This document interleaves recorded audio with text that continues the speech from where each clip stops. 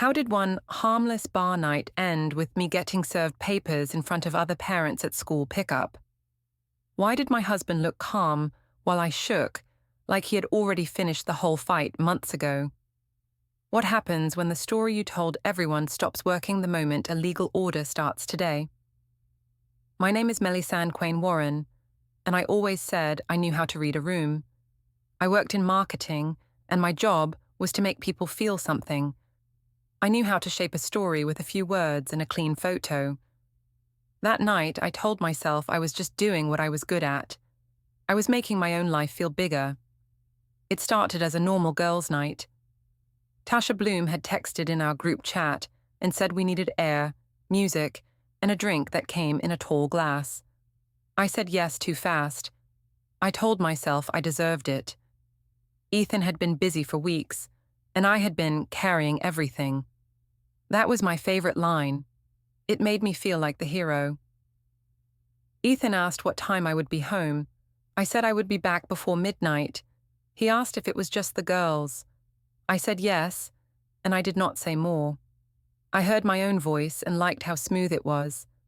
I told myself a wife did not need to report like a child. I got ready like it was an event. I chose a dress that looked easy, not like I tried. I used perfume Ethan once liked, and that made me feel bold. I also told myself it was cruel that I still cared what he liked when he did not seem to notice me lately. That thought helped me feel angry, which made everything else feel allowed.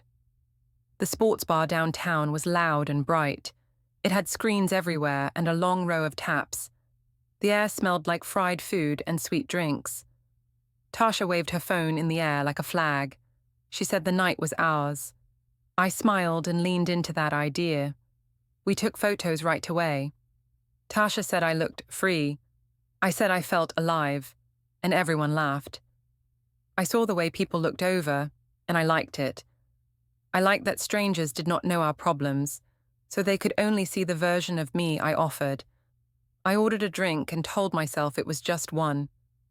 Tasha ordered 2 for me anyway and said I worked too hard. I did not stop her. I let the glass sit in my hand like proof I was still young enough to be reckless. I was 34, but I hated how that number sounded. I wanted a night when no one called me mom or wife. That was when Drew appeared. He did not push into our group at first. He stood near the end of the bar and asked the bartender for water, then turned and waited. He had that easy face people trust. When he looked my way, it did not feel rude. It felt like a compliment. He asked if the seat beside me was taken. I said no. He asked if we were celebrating. I said it was a girls' night and we were celebrating peace. He smiled like he understood. He said his name was Drew Calder, and he was in town for work. He said he liked places that felt loud, because quiet hotels made him think too much. I told him my name and did not say my last name. That felt like a small secret. A small secret felt safe. I told myself secrets were not lies. They were boundaries. Tasha noticed right away. She leaned in and asked if Drew was cute. I said he was just talking. She said I deserved a little attention. I nodded like she was giving me medicine. In my head, I built a simple rule. Attention was not cheating. Attention was like sunlight. You did not owe anyone the sun. Drew asked what I did. I said I worked in marketing. He said that sounded powerful. No one called my job powerful at home. Ethan usually said, in a calm voice, that my job was fine, and then asked if I paid the electric bill. I told myself I was not asking for too much. I was just asking to be seen. Drew asked if I was married. I paused. I hated that question. It always felt like a door closing. I said I had a husband, and I kept my tone casual. Drew said he did not want to step on anything.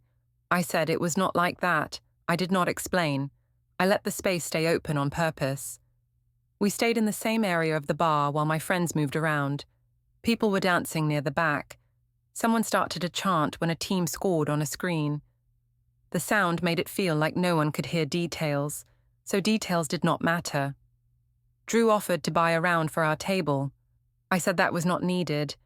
He said he just wanted to be kind. I let him do it because refusing would make me look like I cared too much. I told myself it was polite to accept. I told myself my husband should learn from a stranger who noticed when a glass was empty.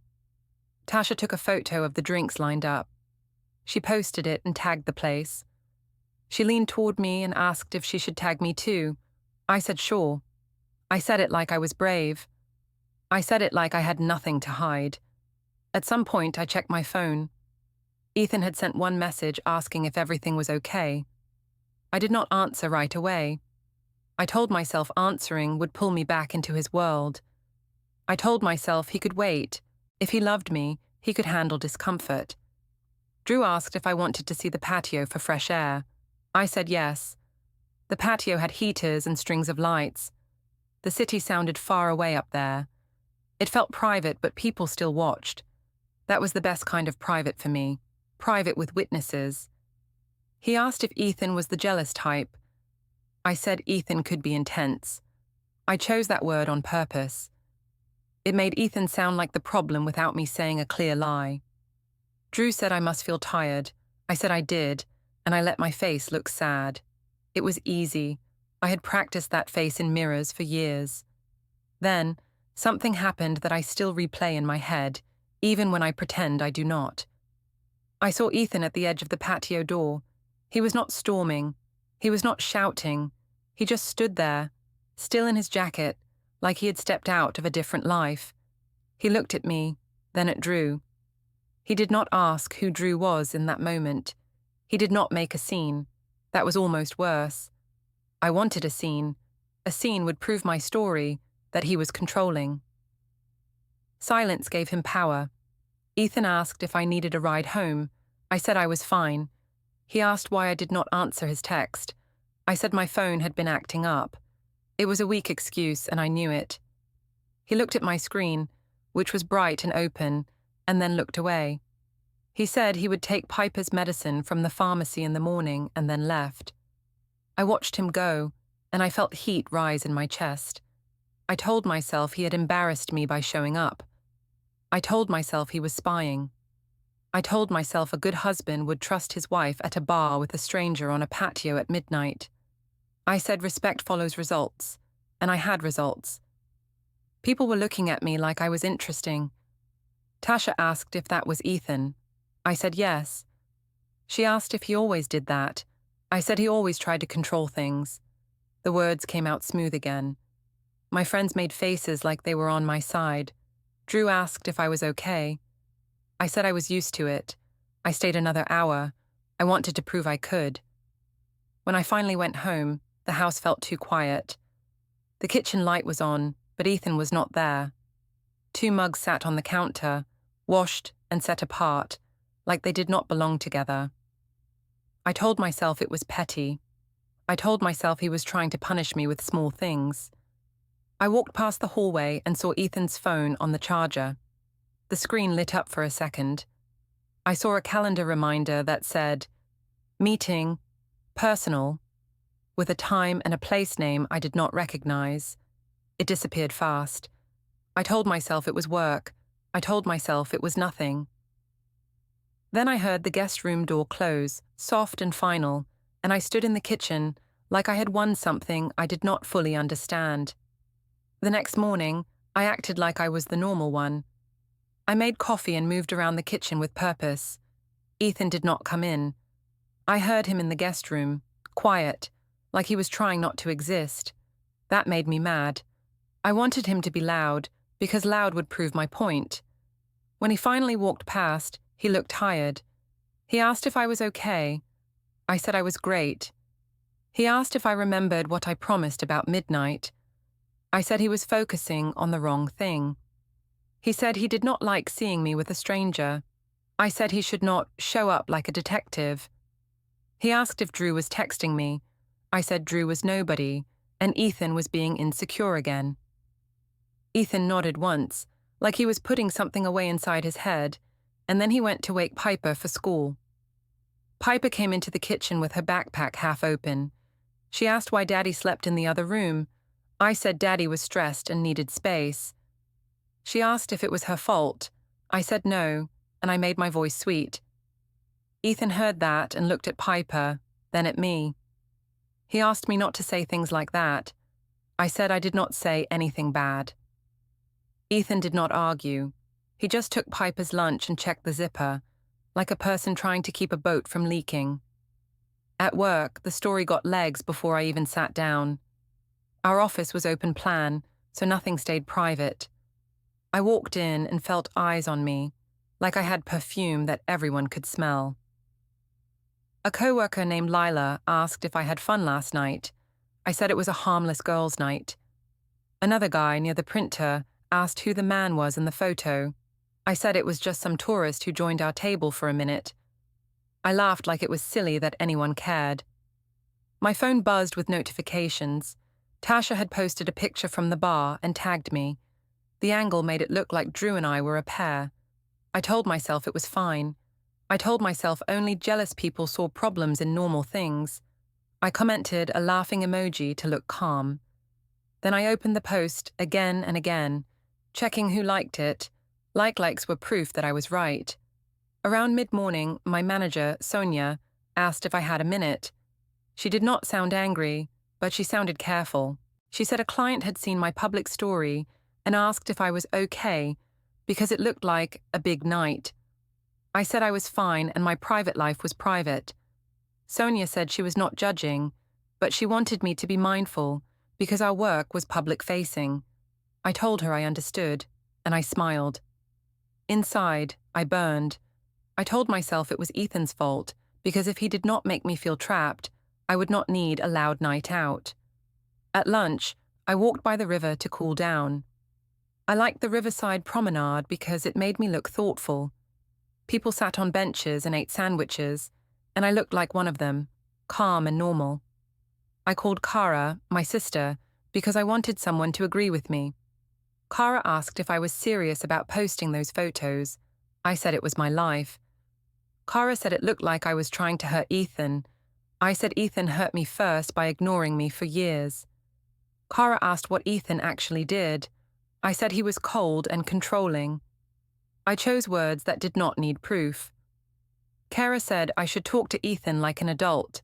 I said I had tried, and he never listened. Kara asked if I even liked Ethan. I said I loved him, but love was not the same as being alive. I told her a woman could love her husband and still need attention. Kara went quiet, and I could feel her pulling back. That scared me, so I pushed harder. I said she did not understand marriage. I said she always judged me. Kara said she was not judging, she was worried. I ended the call fast, like ending it first meant I won. Drew messaged me while I was walking. He said he hoped I got home safe. He said Ethan looked tense, and I deserved better. I told myself it was kind of him to check in. I told myself it meant nothing. I replied that Ethan was just stressed, and I added a laughing face so it looked casual. Drew asked if I wanted to meet again sometime. I said maybe, because saying no felt like losing a good thing. I told myself maybe was not a promise. When I got home that evening, Ethan was in the kitchen cutting vegetables. He did not ask about my day. He asked what time I would be home tomorrow, because of Piper's school pickup. I said I would be on time. He asked if I could keep my posts about our life off social media. I said he was trying to control my voice. Ethan said he did not want Piper to hear people talking. I said no one was talking except him. I watched him, waiting for anger. He did not give it. He just put food on a plate and set it in front of Piper. Piper asked if we could all eat together at the table like before. Ethan said yes, and he pulled a chair in.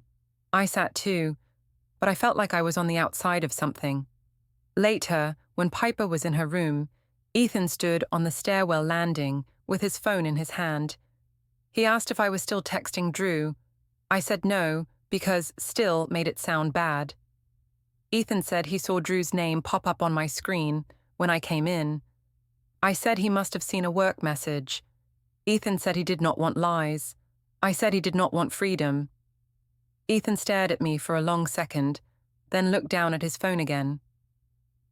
That night, I heard a soft mechanical sound from the office corner. we kept near the hallway. It was the shredder. It was not loud, but it was steady, like someone brushing teeth. I walked closer and saw Ethan at the desk. He did not jump. He did not hide anything fast. He just turned the shredder off and pushed the bin in with his foot. I asked what he was doing. He said he was cleaning up old papers. I asked what papers. He said household stuff. He pointed at 3 plain folders on the desk, each with a simple label in marker. Household, utilities, and bank. I told myself it was strange, but I also told myself it did not matter.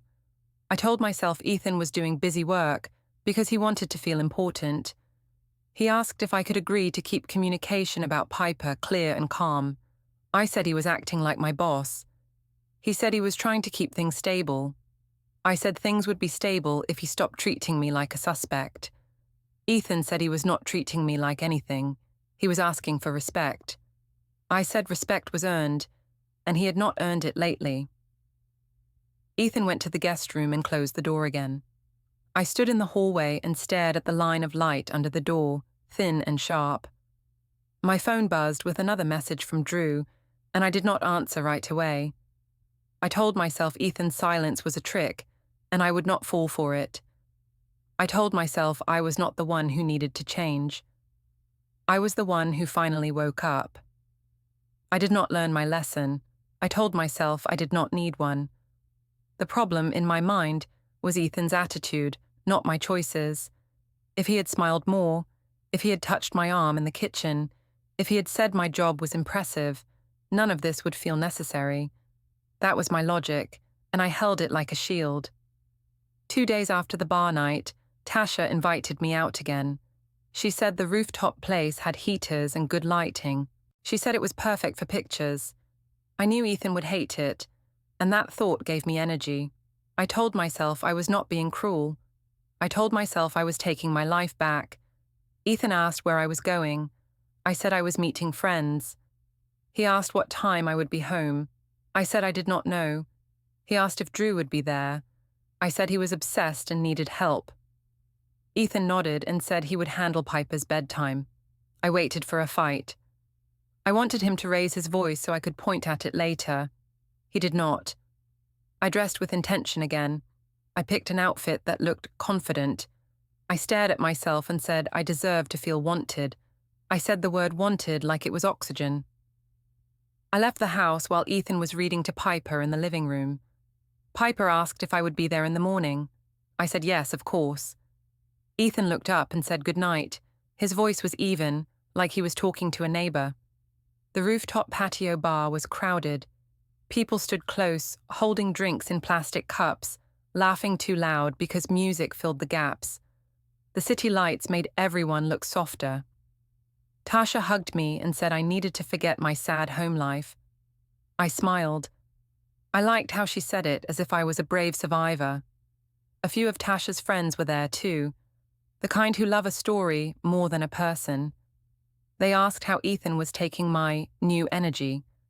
I said he was acting like a prison guard. I said it in a joking tone, and they laughed. One of them asked if Ethan tracked my phone. I said he probably wanted to. That was not true, but it sounded good. It made me look important. They asked if I was talking to the bar guy again. I said he was just a friendly stranger. I said Ethan was the one making it weird. Tasha said Ethan needed to relax. Someone said a man who gets jealous is always hiding something. I nodded like that made sense. It felt good to have a crowd build my case for me. Then Drew showed up. I saw him before he saw me. He came out onto the patio and scanned faces like he was looking for a seat. When his eyes landed on me, he smiled like we had a secret. I told myself it was harmless. I told myself I was still married, so there was a line I would never cross. I did not define the line, I just liked saying it. Drew asked how I was. I said I was good and tired of drama. He asked if Ethan was still mad. I said Ethan was always mad about something. Drew said I deserved peace. I did not correct him. I let him think he was saving me, because that made me feel powerful. Tasha took a short video of us clinking cups. She posted it right away. She said she loved a glow-up. I laughed and leaned in closer to Drew for the camera. I told myself it was just for the shot. I told myself Ethan was at home choosing to be miserable, and I was choosing joy. My phone buzzed at one point. I checked it and saw Ethan's name. He had texted one line asking if I was safe and if Piper could talk to me for a minute before bed. I stared at it. I could have answered. I did not want to. I told myself I was setting boundaries. I told myself he used Piper as an excuse to pull me back. Later, I stepped away from the group for a second because the patio felt hot. Drew followed me without asking. He asked if I wanted to walk down to the street for air. I said yes. I told myself I was allowed to breathe. We took the elevator down with other people, and no one cared. That made it feel normal. Outside, I saw my car in the parking garage across the street. I said I needed to get my charger from it. Drew walked with me. I liked how it looked from far away, me with a man who paid attention. I liked how it could be seen. In the parking garage, the sound changed. It was quieter, with steps echoing. Drew asked if Ethan ever made me feel small. I said yes, because yes was easy. Drew said Ethan sounded insecure. I said Ethan could not stand me being admired. That was not fair, but it fit my story. I opened my car door and searched the center console. I did not find the charger. My dashcam light blinked, small and steady. I forgot for a second that Ethan had installed it for safety months ago. I felt a small cold drop in my stomach. I told myself it did not matter because nothing happened. Still, I turned my head away from the camera, like hiding would erase the record. When I got back to the patio, I saw my phone had more notifications. Tasha's video was getting comments. Some people wrote laughing emojis. One person wrote, "Where's your husband?" I replied with a joke about him being in bed by 9. People liked my comment. That rush felt like a drug. I told myself Ethan would survive a joke. I told myself if he could not, that was his weakness. I went home after midnight. The house was dark except for a small lamp in the hallway. Ethan did not meet me at the door. I walked into the kitchen and saw the counter wiped clean, like no one lived there. I opened the fridge and saw Piper's lunch items lined up in neat rows. Ethan had done that. It looked like control. It made me angry. On the counter, Ethan's laptop sat closed. I heard a soft beep from it, like a notification. The screen lit for a second, and I saw a cloud message that said, "File uploaded successfully." The screen went dark again. I told myself it was work. Ethan worked in IT. He always had files. Still, I stared at the closed laptop like it was watching me. Ethan came out of the guest room in sweatpants, calm and tired. He asked if I had fun. I said yes. He asked if Drew was there. I said he was nothing, just a face in a crowd. Ethan said he saw the posted video. I said he was stalking my page. Ethan said it was public, and people had already sent it to him. I said his friends were dramatic. He said it was not about friends, it was about Piper's world. I told him he was making everything about Piper to avoid talking about us. Ethan said he would talk when I was honest. I said I was honest, and he just did not like the truth. Ethan looked at me like he was tired of words. He asked me to stop involving other people. He asked me to stop using him as a joke. I said he should stop acting like a victim. He did not answer that. He walked to the kitchen drawer, took out a key ring, and I noticed a new key on it. It was small and plain. I asked what it was for. He said it was for a personal drawer, and I did not need it. His voice stayed steady. He did not threaten. He did not insult. That calm felt like a wall.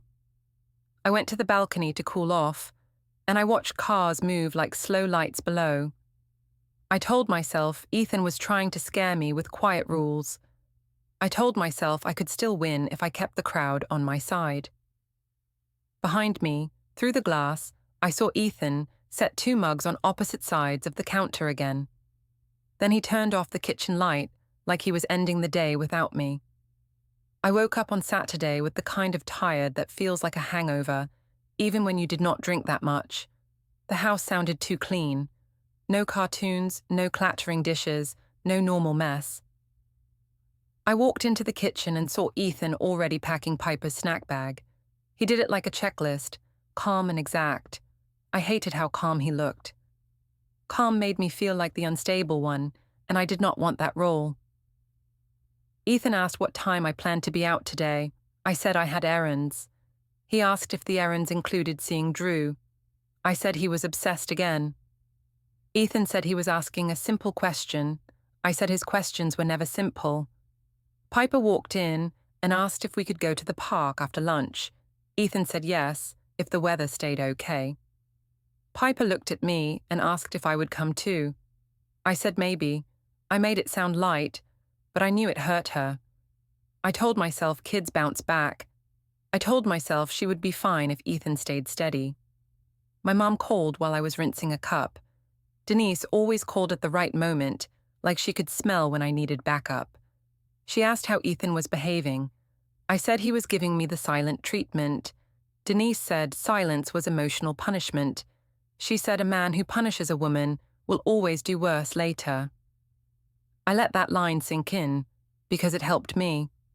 It turned Ethan into a threat without any evidence. Denise told me to come to lunch at the family restaurant. She said we needed a real talk with witnesses. I liked that. Witnesses made me feel protected. I told Ethan we were going to my parents' place first, then lunch. Ethan said he could drive Piper separately if things were tense. I heard the word tense and felt insulted, like he was calling me a problem. I said there was nothing tense except his attitude. Ethan said he would come for Piper, not for drama. I said he was the one making drama. Ethan did not argue. He just told Piper to put on her shoes. At my parents' house, my dad Ray was in the living room, watching a game with the volume low. He looked up and nodded at Ethan. Ray did not smile much these days. He asked Ethan if he wanted coffee. Ethan said yes, thank you. Denise hugged me like I was her little girl again. She looked at Ethan and asked if he was done sulking. Ethan said he was not sulking. He was trying to keep things calm. Denise said calm was not the same as kind. I watched her poke at him, and I felt relief. It was easier when someone else fought for me. Denise asked me, in front of everyone, if Ethan had apologized for showing up at the bar like a police officer. Ethan looked at me and asked if that is what I told them. I said he did show up, and it was humiliating. Ethan said he came because I stopped answering and he worried something happened. Denise said a woman can go out without a babysitter. Ethan said he agreed, and that was not the point. I could feel the conversation turning into something Ethan could actually win, because he stayed factual. I did not like that. Facts are hard to bend. So I changed the subject to feelings. I said Ethan made me feel watched. I said I did not feel desired at home. I said I felt lonely. I knew those words would land because they sound real even when they are used as a weapon. Denise's face softened toward me and hardened toward Ethan. My sister Cara arrived and sat quietly. She watched like she was taking notes. Ethan asked me, gently, not to talk about our private marriage details in front of Piper. Denise said Piper needed to know who was hurting her mother. Ethan said no one was hurting anyone, and Piper should not carry adult stories. Denise said Ethan was controlling the narrative. I liked hearing that. It sounded smart. It made me look like a person fighting oppression, not like a person who flirted too far and enjoyed it. We drove to the family restaurant after. It was one of those places with long tables and loud plates. My mum had already told my aunt and 2 cousins to come. She did that on purpose. I walked in and felt eyes on me like I was the center of a small stage. Ethan walked in behind us with Piper holding her hand. Piper looked down at the floor like she wanted to disappear. At the table, my aunt asked if we were okay. I said we were working through things. Denise jumped in and said Ethan was acting jealous and punishing me for having friends. Ethan asked Denise to stop speaking for me. Denise said he was proving her point. People started watching, the way strangers do when they smell a story. I could feel my cheeks warm. Part of me wanted to end it, but a larger part wanted to win it. Ethan asked me, in a low voice, if I could step outside to talk privately. I said no, because I did not want him to control the setting. I said he could speak right here if he had something to say. Ethan looked at me, then looked at Piper, and his jaw tightened. He said he did not want Piper to watch her parents fight. Denise said I should not have to hide my pain to protect his image. Kara finally spoke. She asked me if I truly did nothing wrong with Drew. I said Drew was nothing, and everyone was acting crazy. Kara asked why I kept meeting him then. I said I was not meeting him. I was living my life. Kara said living your life should not crush someone else's life. Her voice stayed calm, and that calm felt like betrayal. I stared at her and said she was taking Ethan's side. Kara said she was taking Piper's side. Ethan asked Piper if she wanted to go wash her hands. Piper nodded fast. Ethan stood and walked her toward the restroom without drama, like he was removing her from a storm. My aunt watched him go and looked uncomfortable. Denise leaned closer to me and said Ethan was performing for sympathy. I believed her because I needed to. When Ethan came back, he sat at the far end of the table, not beside me. That was a small thing, but it felt like a public line being drawn. Denise kept talking. She said I deserved joy. She said Ethan needed to earn me back. Ethan listened and did not interrupt. He only said, once, that he would not argue in a restaurant. He asked that all conversations about Piper stay respectful and clear. After lunch, we stopped at the supermarket on the way home because Piper needed lunch items for the week. Ethan pushed the cart. I watched him choose foods Piper liked and check prices like he was measuring a future. At checkout, I added 2 extra things I wanted, just because I could. The total jumped up. I handed my card over without thinking. It declined. A red message flashed on the screen.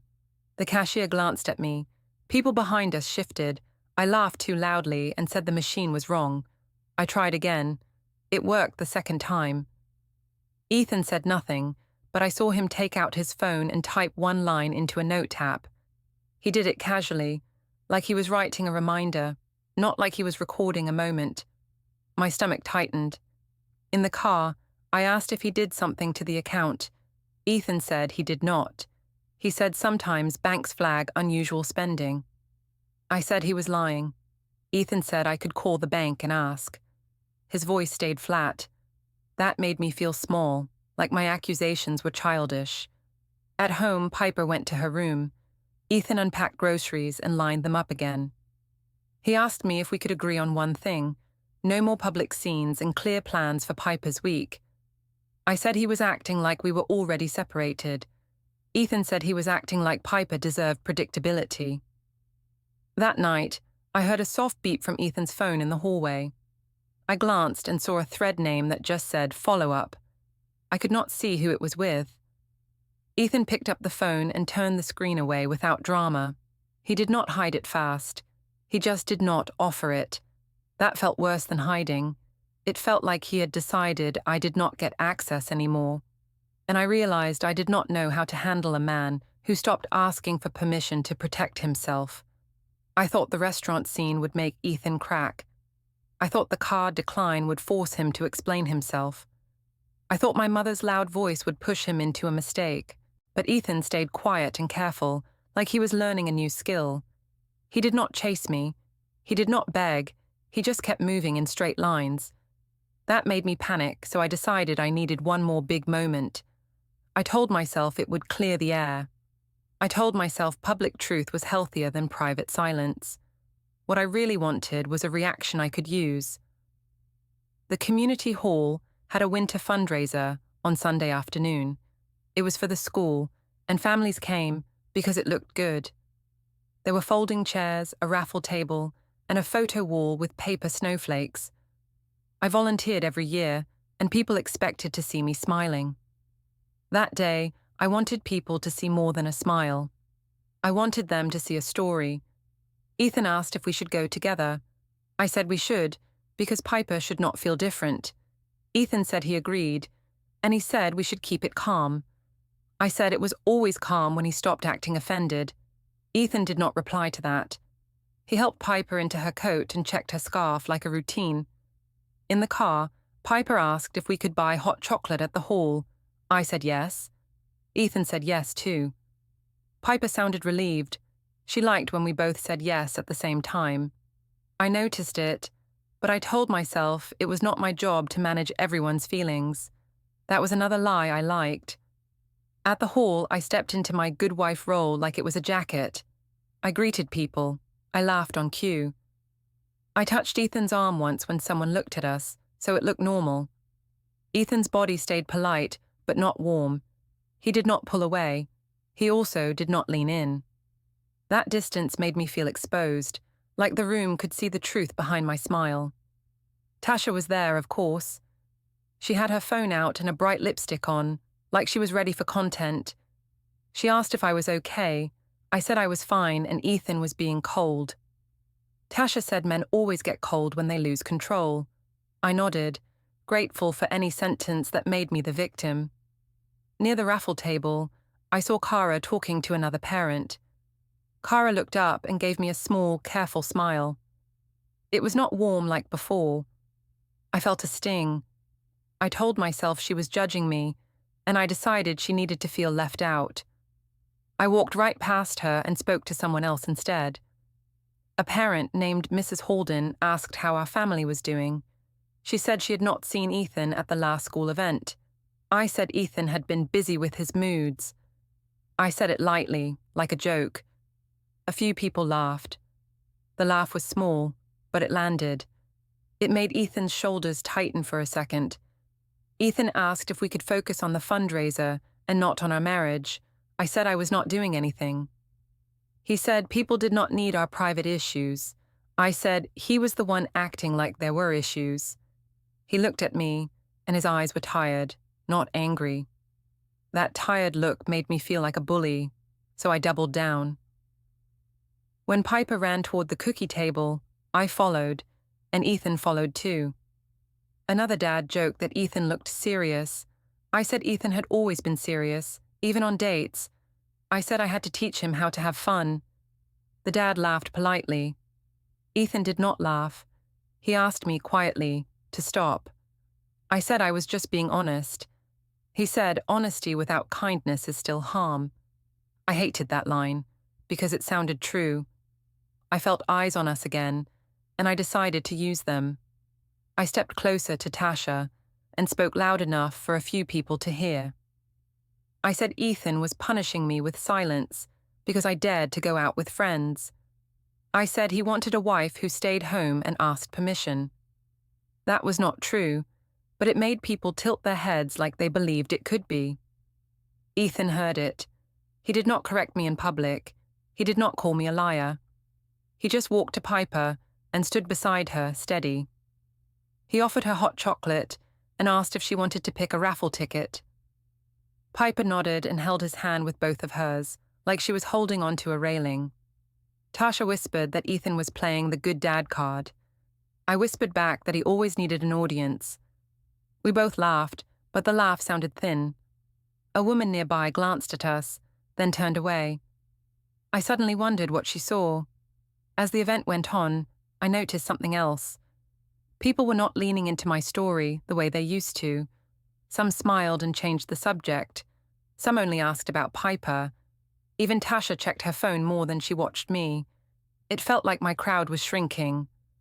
On the drive home, Ethan said we should keep communication to practical topics for now. He said we should not argue in front of Piper.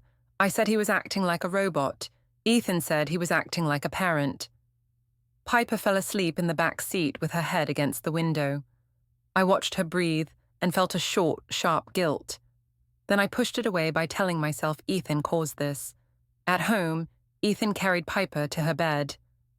He tucked her in and left the door open a crack. I stood in the hallway and listened.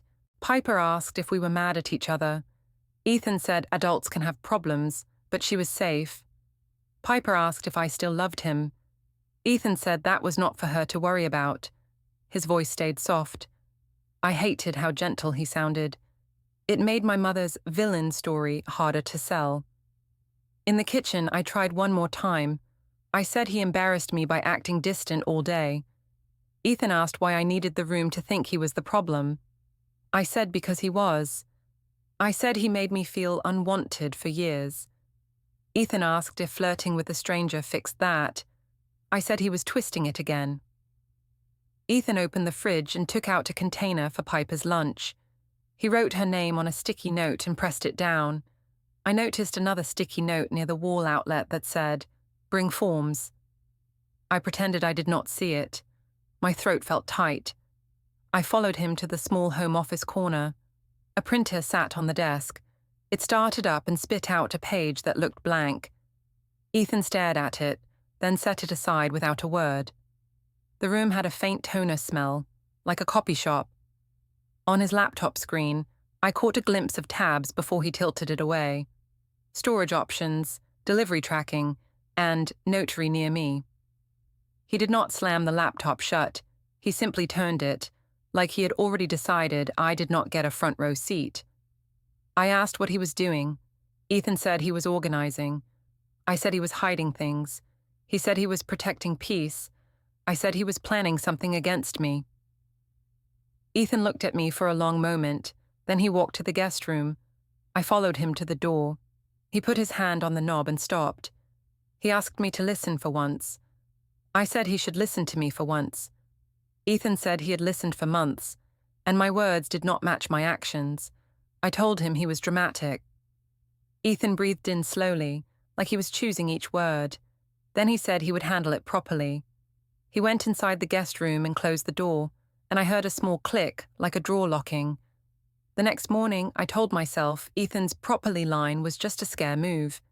I did Piper's hair in the bathroom and smiled too hard in the mirror. I said I would not let him control the week.